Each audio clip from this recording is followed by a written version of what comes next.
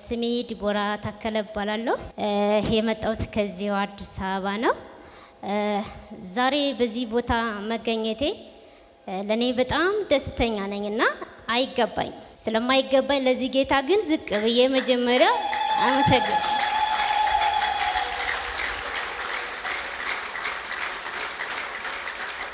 ለኔ ለማይገባኝ ለኃጢአተኛይቱ ምህረት ያደረገልኝ ምህረትን ያበዛልኝ የእውነት ያልሰለቸኝ የእውነት ደግሞ ይህን ቀን እንዳይለረዳኝ ጌታ የእውነት ክብር ይሁን።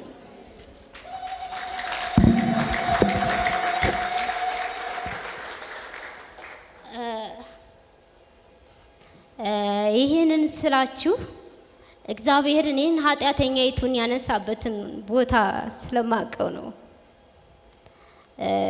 እኔ ስወለድ ጀምሮ አካል ጉዳተኛ ሆኜ ነው የተወለድኩት።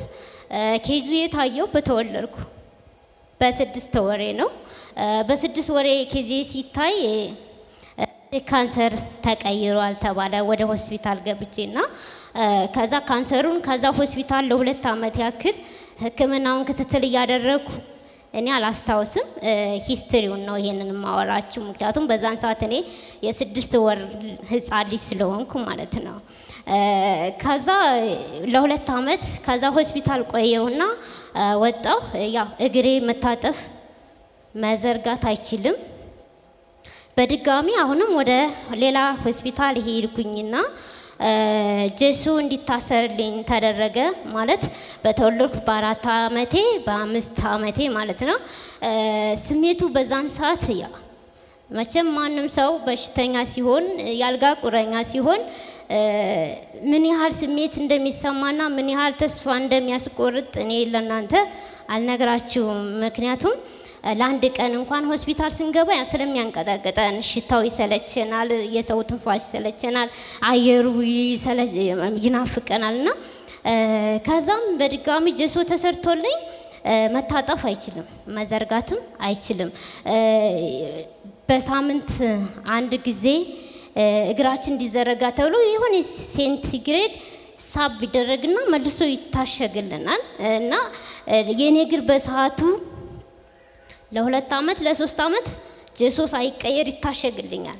ከዛ ግን ያቃጥለኛል፣ ይበላኛል። ከዛ ደግሞ ቁርጥማን አለው። የሆነ ወይ ሽንት ቤት ሲያስጠቅሙኝ ታቅፈው አስጠቅመውኝ እጃቸው እንደዚህ ዝንፍ ካለ በጣም ስሜቱ ስለሚያማኝ በቃ ሰቅ ብዬ ነው እንትን ምለው ማለት ሞታለሁ በቃ። እና ያንን ያህል እያረኩ ለ7 ዓመት በቀላሉ በጀሶ ብቻ ሀገሬ ታሽጓል ማለት ነው። አሁንም አልዳንኩም። ድጋሚ ወደ ሆስፒታል ገባውና ለ2 ዓመት መልሶ ሰርጀሪ ተሰራልኝ። ሰርጀሪ ተሰርቶልኝ እንደዚህ ቀጥ ነው ማለት የሚችለው፣ መታጠፍ መዘርጋት አይችልም፣ ራሴ መንቀሳቀስ አልችልም። እንደዚሁ እያለ በቃ ህመሞች ሁሉ በእኔ ላይ ተፈራርቀዋል። በዚች ምድር በመጣው በ6 ወር ጀምሮ ማለት ነው። ኩላሊቴን ያመኛል። ከዛ ደግሞ ሳምባ ምች፣ የሆስፒታል ሽታ ካለው ጋር ከሰው ጋር ስንነካካ ሁልጊዜ ሳምባ ምች ሁሉ አለ። ከዛ የስጋ ደዌ አለ። ነርቮቼ በሙሉ መቋቋም አልችልም። እንደዚሁም ደግሞ እጄ እግሬ መታጠፍ መዘርጋት አይችልም ማለት ነው። ራሴ መብላት አልችልም፣ ራሴ መጠጣት አልችልም፣ ራሴ ሽንት ቤት መጠቀም አልችልም። ሁሉ ነገሬ በቃ በሰው ቁጥጥር ሆነ ማለት ነው። ይህን ያክል የሆነ አሁን ለእናንተ አማኝ ስለሆናችሁ ብነግራችሁ ችግር የለውም ታምኑኛላችሁ ብዬ አስባለሁ። ግን እያንዳንዱ የሕክምና ካርዴ አለ። ካርዱን የት ሀገር እንደታከሙ ካርዶቹ አሉና ለ20 ዓመት ግን ለ20 ዓመት ያልጋ ቁራኛ ሆኜ ነው የቆየሁት። ለ20 ዓመት ማለት ነው። ስንቶቻችሁ ሆስፒታል ላይ ለ1 ወር ተኝታችሁ ታውቃላችሁ? ስንቶቻችሁ ናችሁ? እኔ ለ20 ዓመት ያልጋ ቁራኛ ሆኜ አሳልፌያለሁ። ክብር ለእግዚአብሔር ይሁን። ግን ክብር ለእግዚአብሔር ይሁን።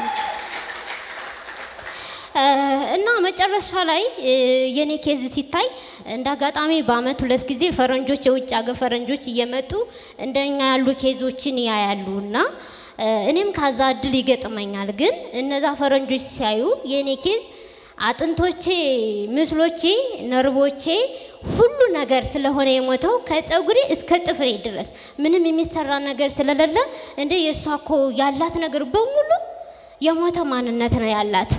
በዓለም እንኳን እንደዚህ አይነት ኬዝ አጋጥሞን አያውቅም። እኛ እናክማለን ግን እንደዚህ አይነት ኬዝ አጋጥሞን አያውቅም አሉ። ለካስ የኔ ጉዳይ የሞተው በሰው ማንነት ነበር ወገኖቼ። እና ሙቷል ተባለ በቃ። ከዛ ይሄንን መልእክት ስሰማ ምንድነው የኔ አማራጭ?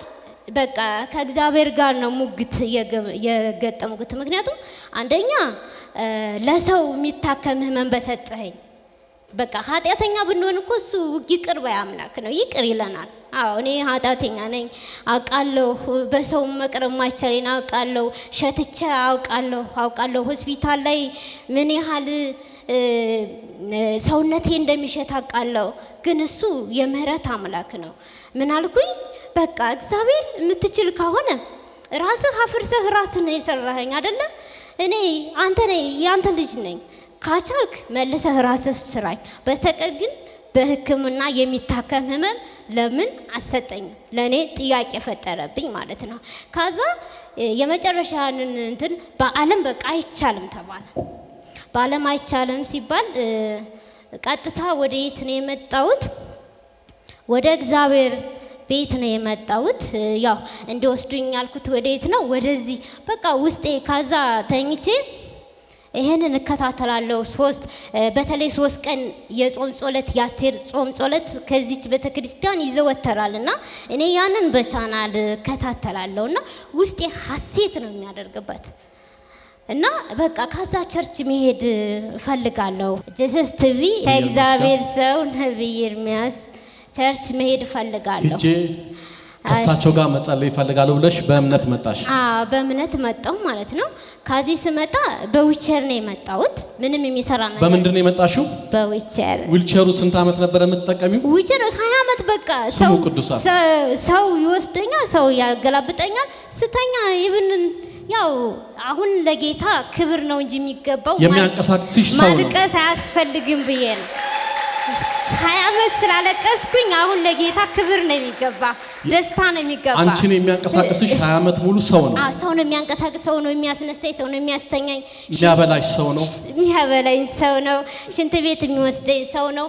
በቃ ሁሉ ነገሬ በሰው ማንነት ሰው ነው የሚቆጣጠረኝ ማለት ነው። ስንት ዓመት? 20 ዓመት። እና ካዚህ መጣው እንደ እግዚአብሔር ፍቃድ ነው። ስትመጪ በመኪና ነው በእግርሽ ነው በዊልቸር ነው የመጣሽው? ስመጣ ያው በዊልቸር ነው። በዊልቸር ስመጣ ደግሞ እኔ አልንቀሳቀስም፣ ሰው ነው ወደ ዊልቸሩ የሚለኝ፣ ከዛም የሚሰቅለኝ ዊልቸር ሰው ነው። በዊልቸር መጣሁኝ። ከዛ አካባቢ ነበርኩኝ። በ2011 ነው የገና አካባቢ ነው። እና ስመጣ ምን ተደረገ? ይጻፋል መጀመሪያ ምናችሁ ነው የሚያማችሁ ተብሎ ይጻፋል። እና ሲጻፍ እኔ ያው ተስፋ የሚያስቆርጥ ህይወት ስለነበረኝ በሰውኛ ሲታይ ምንድን ያልኩ በቃ እንደምታይ እጄ ይሰራ ምንም ይሰራ ነገር ስለሌለኝ እግዚአብሔር የፈቀደውን ዛሬ እንዲያደርግ አልኩኝ። ከዛ ሳይመዘገብ ቀረና መጨረሻ ላይ መዝሙር 91 የቤቱ መክፈቻ እሱ ቃል መዝሙር 91 የእግዚአብሔር ሰው የቃል ኪዳን ቃል ያነቡ ነበር። ይነበብ ነበር። በቃ ያ ቃል ደግሞ ሁለዚህ ለኔ ፈውሴ ነው። በቃ እኔ አላቅም በልዑል ማደሪያ የሚችል ሁሉም በሚችል ጥላ ውስጥ ያራ ሲል በቃ ለኛ ጥላችን ኢየሱስ ክርስቶስ እግዚአብሔር ነው። በቃ ጌታ ተናገረ ነው ብለውና ይሄ ብቻ አይደለም የተናገረኝ።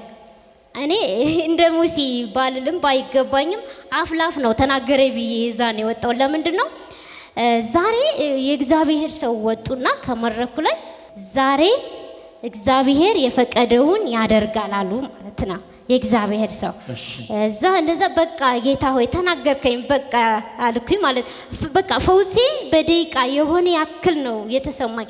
ውስጤ ሐሴት አደረገ፣ ተደሰተና ያው ፕሮግራሙን ሲመራ ቆየ። የእግዚአብሔር ሰው ሲያገለግሉ በዚህ 2 ሳምንት በዚህ 6 ወር እግዚአብሔር የሚከብርባችሁ ሰዎች አላችሁ ቁማችሁ ሂዳችሁ መታችሁ ከመድረኩ ላይ የምትመሰክሩ ይላሉና አንድ ሴት አለሽ በቃ የእግዚአብሔር ጥማት ያለሽ ለብዙዎች እናት የምትሆኚ ለብዙዎች ከለላ በቃ የዚህ አይነት መልእክት ነበር የዛኔ ማስታወሰና እኔ ውስጤ ሐሴት ያደረገ አሜን እያልኩ ነው የምቀበለው። ግን እኮ ምንም ነገር የለኝም የሞተ ማንነት ነው ያለኝ። ግን ለእግዚአብሔር የሞተ የሚባል ነገር አለ እንዴ? የለም።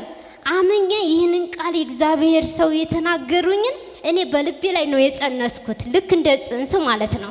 ከዛ ጸንሼ ፕሮግራሙ አለቀ። ፕሮግራሙ ሲያልቅ ደግሞ የዚህ ቸርች የኡነት ሳላመሰግን እማላልፈው ለዛች ለደቂቃይቱ መጥቼ የታዘብኩት ነገር ምንድን ቢሆን ጥሩ ነው? ለእያንዳንዱ ሰው ነው የሚጸለየው ለእያንዳንዱ ሰው ማለት ነው። እና ለእያንዳንዱ ሲዘው ዋው እኔም ጌታ ዛሬ ነካኛል አልኩ ማለት ነው። እያንዳንዱ ሰው በዚህ ተጸልየልን በዚህ ተጸልዮልን ስንሄድ ዲቦራ ተፈውሰሽ መጣ አንዴ ተፈውሽ መጥቻለሁ ጌታ እኮ ከመጀመሪያው ቃል ነው የተናገረኝ አልኩ ማለት ነው። ከዛ 3 ሰዓት ከምናምን ወደ ቤታችን ሄድን። ያው እንግዲህ እግዚአብሔር ለሚያምኑት ሁሉ ታማኝ አምላክ ነውና ለቃሉ አልዘገየምና እኔን የፈወሰኝ እንደዚህ በእናንተ ፊት በማይገባኝ እንደዚሁም በእግዚአብሔር ፊት እንድቆም ካረዳኝ በ6ኛው ወር ከዚህ በመጣው በ6ኛው ወር ሁሉ ነገር የሰራ ክብር ክብር ክብር ክብር ክብር ክብር ክብር ክብር ሁሉ ነገር የሰራ ሃሌሉያ ሃሌሉያ። አሁንም እንዳልኳችሁ ከኔ የሆነ ነገር አልነግራችሁም። ጌታ ግን በእግዚአብሔር ሰው ተጠቅሞ ያደረገውን እናገራለሁ። ለምንድነው እኛ እዳ አለብን? የእግዚአብሔር ቃል ሲናገር ምን ይላል?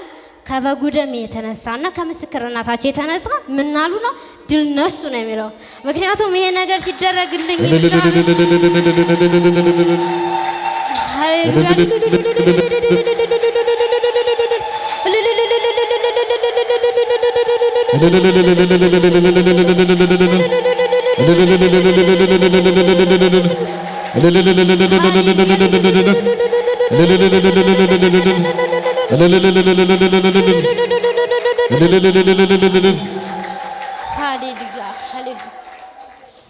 እኔ የእናንተ ፍሬ ነኝ የጸሎት ፍሬ። አንድ ሰው ጸልዮ ጸሎቱ ሲሰማ ያ የጸሎት ፍሬ ይባላል። ዛፍ ፍሬ ማያፈራ ዛፍ ካላፈራ ምን ይሆናል? ተቆርጦ ይጣላል አይደለ? እኔ ደግሞ የእናንተ ፍሬ ነኝ። እግዚአብሔር ይመስገን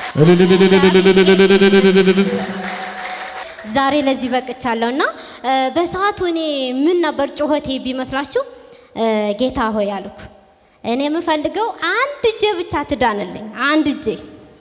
አንድ እጅ በእኔ በዛን ሰዓት ያልጋ ቁራኛ ሆኜ ባለሁበት ሰዓት ብዙ እንደምትሰራልኝ አውቃለሁ።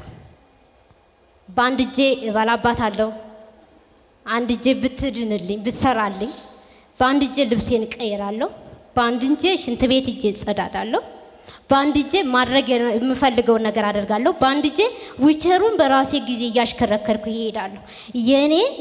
የኔ ጩኸት አንድ እጅ ነበረች እና ጌታ ሆይ አንድ እጄን ካፈወስከኝ እኔ አንተን የዘርኩ አገለግልሃለሁ። ደግሞ በምትሰጠኝ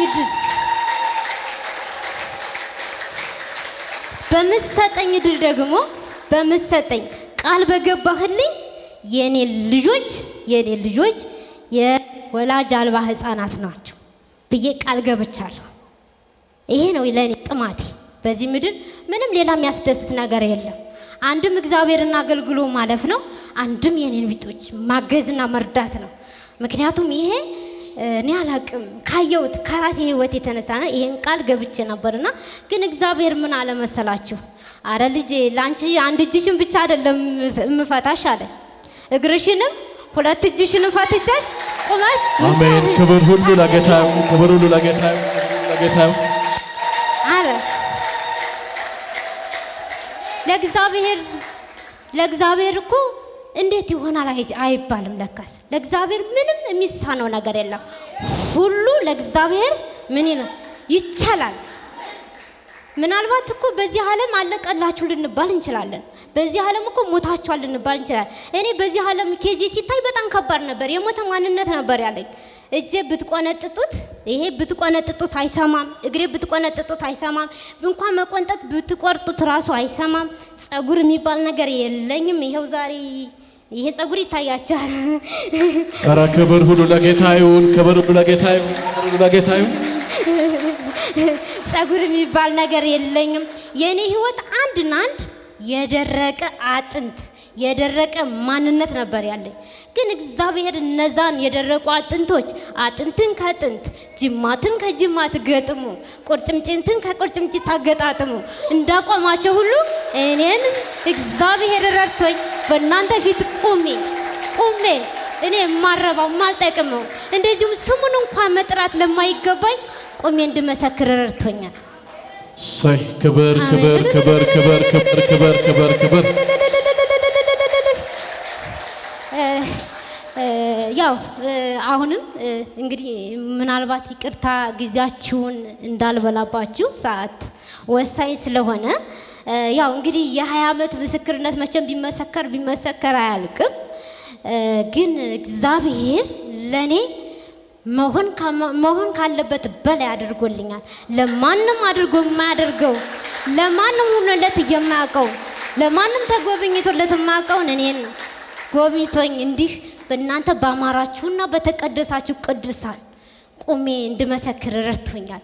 የእውነት እናንተን ማየት ለኔ ጉጉቴ ነበር። እግዚአብሔር ረድቶኛል።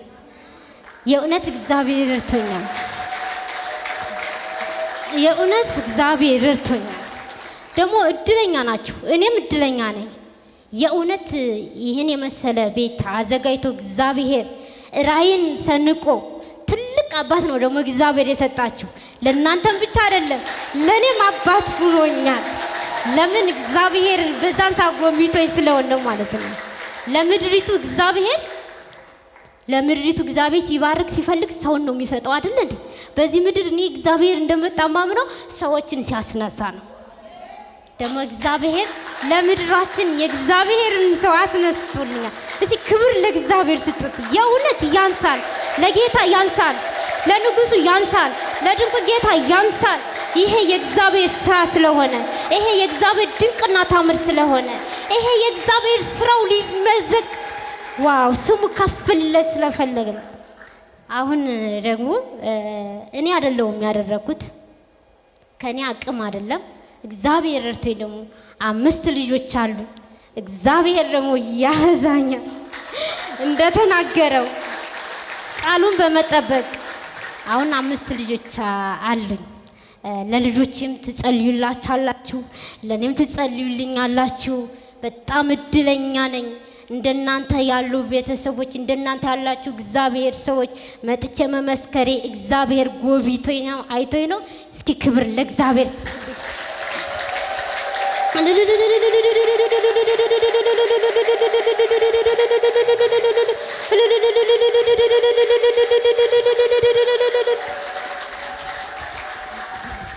ሃሌሉያ። ኢዮብ ምን አለ? እግዚአብሔር ኢዮብን ሲባርከው ካለው ነገር ነበር የባረከው።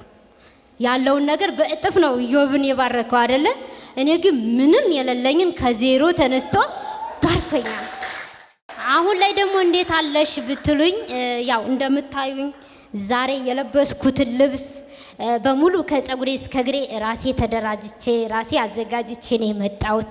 በራሴ እጅ ልብሴን ለብሻለሁ፣ በራሴ እጅ ተንቀሳቅሻለሁ፣ በራሴ እግር ስመጣ በዊቸር ነው የመጣሁት አይደለም። አሁን እኮ ስመጣ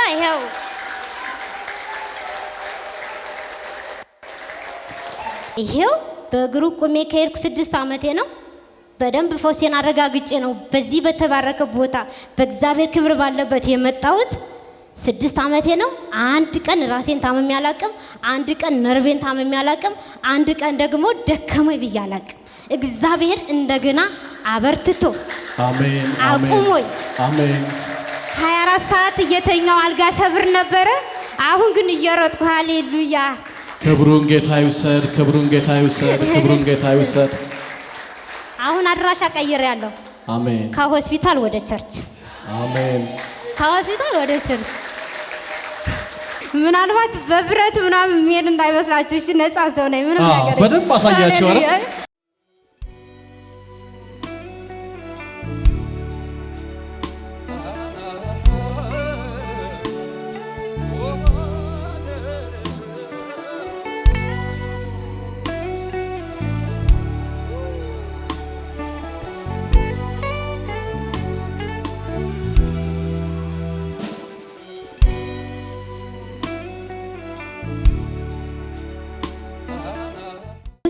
ያ ሁሉ መከራ አልፎ ለኔ ለማልጠቅመው እንደዚህ በእግዚአብሔር ፊት ቆሜ ስሙን ብቻ እንድጠራ ይፈቀደልኝ። አንድ ቀን ደግሞ ሰለቸሽኝ አላለኝ። እግዚአብሔር የእውነት ሰለቻችሁኝ አይልም፣ ደከማችሁኝ አይልም፣ አደከማችሁኝም አይልም፣ በቃኝም አይልም። ደግሞ እናንተ ኃጢአተኛ ናችሁ ብሎም አይተውም፣ ያስታውሳል። እንዲሁም እግዚአብሔር የመጣ ወደ ኃጢአተኞች ነው። ከዛ መሃል አንዷ እኔ ነኝ።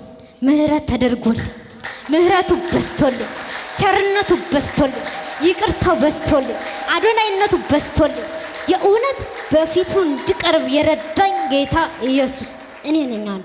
አንዷ እኔ ነኝ እንጂ ለኔ አይገባም።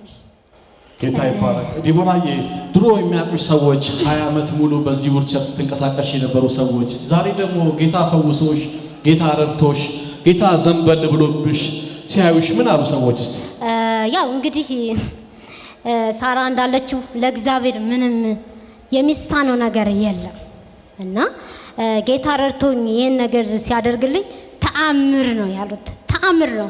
እንደገና በዚች ብላቴና እግዚአብሔርን አይተናል ያሉ ማለት የሞተ ነገር መልሶ ሲነሳ ለእግዚአብሔር ክብር ነው የሆነው። ለእግዚአብሔር ክብር ከዚህ በኋላ እንዲሁም አንዳንዶች ያው እንደምታውቁት እኔ ተስፋ የሚያስቆርጥ ህይወት ስለነበረኝ የብዙዎችን ስልክ አልያዝኩም፣ የብዙዎችም ስልክ የለኝም እና ምንድነው በሰዓቱ ግን ሲባል የነበረው በቃ በዚች ምድር እውነትም እግዚአብሔር መጥቷል። እንዴት የሞተ ነገር ይነሳል? ግን ለእግዚአብሔር የሞተ ነገር ይነሳል፣ ምንም ጥርጥር የለውም እና በጣም ነው የተደነቁት፣ በጣም ነው ደስ ያላቸው። እግዚአብሔር ሁሉን ነገር ነው የፈወሰልሽ። በጣም ያው እንግዲህ ጌታ እኔን ሲፈውሰኝ ሁሉ ነገሬን ነው ማለት እንደነገርኳችሁ አሁን ነፃ ሰው ነኝ እኔ። ነፃ ሰው ማለት ተፈቶ በቃ እንደፈለጉ መሮጥ ማለት። የተፈታ ሰው ይሮጣል አይደል? መሮጥ ነፃ ሰው ነፃ ሸክሜን ያቀለለልኝ ሸክሜን። ከዚህ አንፃር ምን እላቸዋለሁ መሰላችሁ? ያስጨነቀኝ ሁሉ ለመልካም ሆነልኝ እንዳለ ዳዊት፣ እኔም ያስጨነቀኝ ሁሉ ለመልካም ነው የሆነልኝ። ጌታ ክብሩን ይውሰድ። አሜን። ጌታ ይባረክ።